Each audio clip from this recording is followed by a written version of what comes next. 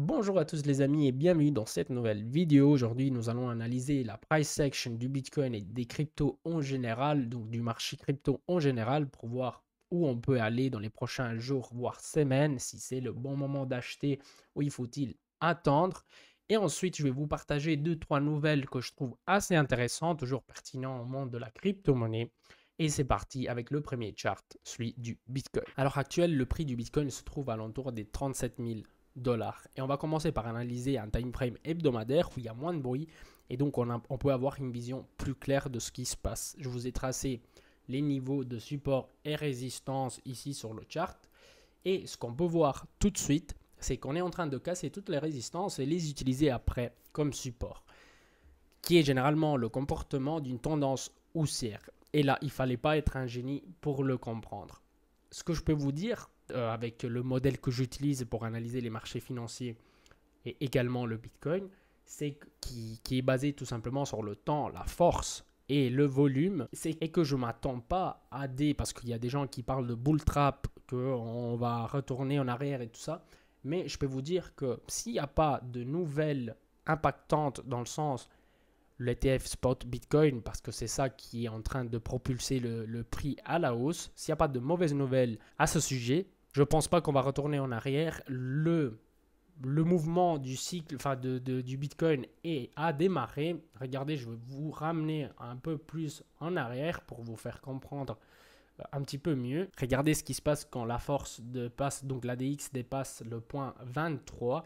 Donc là, il y a une impulsion énorme qui a fait, je pense, le 300%.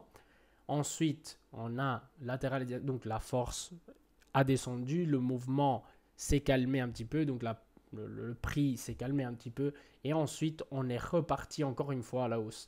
Et là, c'est ce qu'on est en train de voir. Oui, il y aura des retracements et je ne pense pas qu'on va aller faire des nouveaux ATH tout de suite, mais en tout cas, c'est ce qui va se passer. Maintenant, deux mots pour la bougie qui a clôturé la semaine passée. Donc là, on en a commencé une autre qui reste nulle en fait parce qu'on a essayé de pousser à la hausse et à la baisse le prix, mais au final, ça a été absorbé des deux côtés. Et donc, voilà, ça vaut strictement rien. Ça rajoute rien au graphique. Là, je voulais passer à un time frame daily. Donc là, si l'impulsion était finie, on peut s'aider avec le retracement de Fibonacci pour voir un bon point d'achat. Donc, du commencement de l'impulsion à la fin. Donc, un niveau très important à regarder, que c'est le 0.382. Ça correspond parfaitement avec le support aussi que je vous avais tracé ici sur le graphique. Il y a un bon point d'achat, ça peut aller jusqu'à 0.61. Il y a toute cette zone à considérer comme bonne entrée, donc comme un bon point d'achat, qui va des 34 000 jusqu'à 29 000. Donc, si le mouvement était fini maintenant, ça, c'est les niveaux à considérer donc, comme possible point d'entrée. Donc, de 29 à 34 000. Maintenant, je voulais descendre un petit peu dans le time frame et journalier pour voir de plus près ce qu'il se passe. Et là, on est tout simplement en train de se battre avec la résistance. Regardez, à chaque fois qu'on essaye d'attaquer la résistance, on est refusé. Et donc, on retourne en arrière. De cette manière, la force dans le time frame à un jour est en train de descendre. Et donc, très probablement, dans les prochains jours, on pourrait s'atteindre à un retracement dans le time frame journalier qui peut nous amener vers le support principal 34 550. Là, ce que je vois tout de suite, c'est qu'il est en train de se former un petit range. Donc, de là à là. Donc ça, ce serait un petit range où on va sûrement latéraliser en ce moment, donc dans les prochains jours. Et après, ensuite, on va voir si on va le casser à la baisse, aller toucher le support, ou on va le casser à la hausse. Et comme ici, il y a un creux volumétrique, on va aller directement vers les 41 000. Total market cap qui est assez similaire au Bitcoin, on a fait aussi un higher high enfin la dernière fois. Si vous vous rappelez, j'étais un petit peu inquiet parce qu'ici on n'avait pas fait un higher high, on avait fait un equal high ou encore pour être pour être plus précis, on avait fait un higher low. C'était pas un bon signe. Mais en fait, après, je vous ai dit qu'on avait créé un range. Et voilà, on a touché le support et on a repris on a pêché de la liquidité pour aller chercher plus loin. Enfin, même chose que le Bitcoin, on est en train d'attaquer la résistance à 1,42 trillion de dollars et on a été pas mal refusé tant que la force est en train de descendre et pourrait nous ramener donc vers un retracement un peu plus profond. La seule différence aussi avec le Bitcoin, c'est que dans l'hebdomadaire, on n'a pas encore dépassé le point 23 et donc il y a moins de force sur la total market cap. En tout cas, ce que je voulais vous dire, c'est que, en tout cas, comment je vais me comporter. Donc, tout ce que je vais faire au niveau de trading, c'est descendre, enfin, diminuer mon money management. Donc, tout simplement les positions courtes. Je vais descendre le position sizing. Et pour ce qui concerne l'investissement, ça ne change pas. Si il y a quelqu'un qui veut prendre des profits, c'est le bon moment pour le faire. Après, une hausse pareil. Mais ça dépend seulement de votre stratégie. Il y a pas mal de altcoins qui sont en train d'exploser. Entre eux, il y a Solana. Je vais faire une vidéo, une analyse sur Solana à part. Peut-être une vidéo de 5 minutes comme ça pour les gens qui sont intéressés. Et à part ça, donc il y avait Blur qui a été signalé par un algorithme que j'ai créé qui travaille sur la top 100. Ensuite, il y a Rune aussi. Et puis pas mal d'autres crypto-monnaies. À mon avis, là, ça va être intéressant de chercher quelques pépites parce que le bear market est terminé, on reprend à la hausse, il y a de l'argent, du nouveau argent qui rentre dans le marché des crypto-monnaies. Et à mon avis, là, c'est intéressant de chercher quelques pépites où on peut faire plus de pourcentage. Les amis, pour cela, c'est tout, je pense. Mais je voulais vous partager. Je voulais plutôt dire 2 mots sur ce qui s'est passé avec Binance. Donc, pour ceux qui n'ont pas suivi, donc la plateforme d'échange des crypto-monnaies Binance a été condamnée à une amende de 4,3 milliards de dollars par la justice américaine. Donc, elle peut les payer en 2 fois. Et cette sanction fait suite à des accusations de blanchiment d'argent, de violation des sanctions américaines et aussi, donc en conséquence directe de ces accusations et de l'amende, CZ, le PDG de Binance, a été contraint de démissionner de son poste. Chose que je trouve assez... donc il risque aussi d'aller en prison. Pour l'instant, j'en sais pas plus. Mais je trouve que c'est vraiment abusé. T'imagines, tu construis ton empire, ton entreprise et tout. Et après, on t'oblige à ne plus pouvoir prendre des décisions pour ton entreprise. Donc, il va rester le propriétaire. Enfin, il a la majorité des parts de l'entreprise. Mais il ne pourra plus jamais rien décider.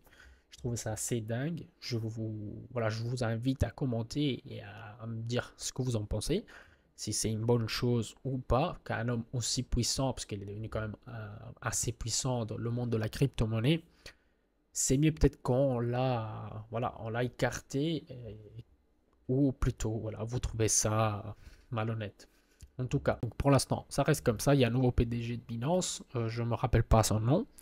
Et ce que je voulais vous montrer, c'était ici, si vous allez sur DeFi Lama, et vous cliquez sur Checks Transparency, vous allez voir tous les échanges donc centralisés et décentralisés et vous pouvez voir donc s'il y a de l'argent qui rentre ou de l'argent qui sort. On va le mettre à jour, je sais pas si... Non, ça change rien. Et donc ce qu'on peut voir, c'est les assets qu'ils ont dans la plateforme. Donc très utile pour ce qui s'est passé par exemple avec FTX. On peut le voir à l'avance, il y a beaucoup d'argent qui sort, ça veut dire qu'il y a un truc qui ne va pas. Pour l'instant, Binance reste le premier. Donc avec des assets pour 66 milliards de dollars. Clean asset, ça je ne sais pas ce que c'est. Donc 59 milliards. Il y a 500 millions qui sont sortis dans les dernières 24 heures. 2 milliards 40 qui sont sortis dans les derniers 7 jours. Et ainsi de suite. La deuxième plateforme, c'est OKX. Donc, je trouve que c'est assez intéressant, qui nous permet de regarder s'il y a quelque chose qui ne va pas et pouvoir prendre des mesures de sécurité. Ensuite, il y a le Japon qui ouvre ses portes à CIR, donc une entreprise émettrice de l'USDC. un stablecoin bien connu, donc je pense que c'est le deuxième stablecoin plus grand. Cet événement représente un développement majeur pour l'accès aux crypto-monnaies au Japon. Et en faisant rentrer Circle et l'USDC, le Japon montre aussi une ouverture significative vers l'innovation dans le secteur de la crypto-monnaie. Donc cette évolution suggère un avenir prometteur pour le marché des crypto-monnaies au Japon. Elle pourrait entraîner une plus grande intégration des monnaies numériques dans l'économie japonaise et influencer positivement l'ensemble du secteur des crypto-monnaies, pas seulement pour les investisseurs individuels, mais aussi au niveau institutionnel. Et pour finir, voilà, ça je trouve que c'est assez intéressant. Je l'attends, je vous dis la vérité, le secteur du gaming, ça m'intéresse. Je ne suis pas un grand gamer, mais je trouve ça cool. Et donc, il y a une collaboration entre Ethereum, Polygon et Square Enix. Square Enix, un géant de l'industrie du jeu vidéo connu pour des titres tels que la série Final Fantasy, a apporté un soutien significatif à Ethereum et Polygon, deux acteurs bien connus dans l'écosystème des crypto-monnaies. Square Enix prévoit de lancer les premières enchères liées à ces projets et cette initiative marque une étape importante dans l'utilisation des technologies blockchain dans l'industrie du jeu vidéo. Également, cette collaboration pourrait avoir un impact positif sur le sentiment envers Ethereum, qui pour l'instant n'est pas en train de performer de ouf, pour dire la vérité. Et en effet, l'application d'une entreprise majeure du secteur du jeu vidéo pourrait être perçue comme une validation de la viabilité et de l'utilité de Ethereum et de Polygon dans des applications pratiques et grand public. Cet événement, comme celui du Japon, pourrait entraîner une plus grande adoption de la blockchain dans l'industrie, mais cette fois-ci dans l'industrie du jeu vidéo, ouvrant la voie à des nouvelles possibilités d'intégration entre les crypto-monnaies et le divertissement. Et il pourrait également renforcer la confiance dans la crypto-monnaie et stimuler l'innovation dans ce secteur, que sûrement va apporter beaucoup plus de demandes, parce que pour payer des frais sur les blockchains Ethereum ou que ce soit Polygon, il faut détenir de la crypto-monnaie et donc ça va augmenter forcément la demande. Cela ne sera pas un impact tout de suite, mais avec le temps, ça va arriver. Les amis, je pense que pour aujourd'hui, c'est tout. Dites-moi, laissez un commentaire si vous appréciez ce genre de vidéo. Ensuite, je vous souhaite une très belle soirée et je vous dis à la prochaine.